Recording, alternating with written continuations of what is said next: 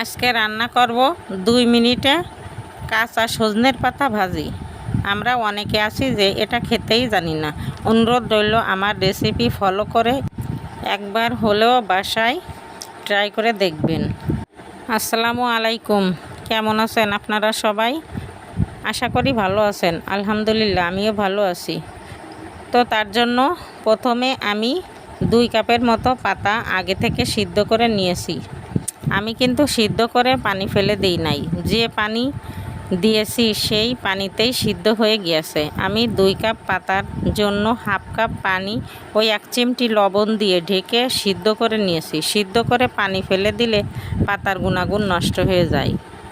তারপর 4-5টা কাঁচামরিচ কুচি ও মাঝারি সাইজের একটা পেঁয়াজ কুচি ও ছোট আকারের একটা রসুন থেতো করে নিয়েছি।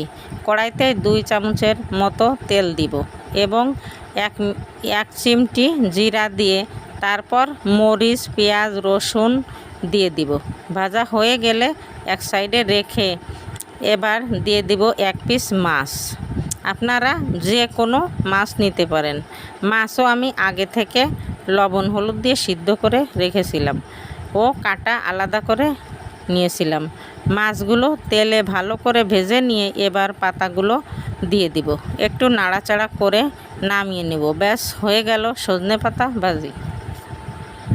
বন্ধুরা, আমার ভিডিও যদি আপনাদের কাছে এতটুকু ভালো লেগে থাকে তাহলে অবশ্যই একটা শেয়ার করে দিবেন।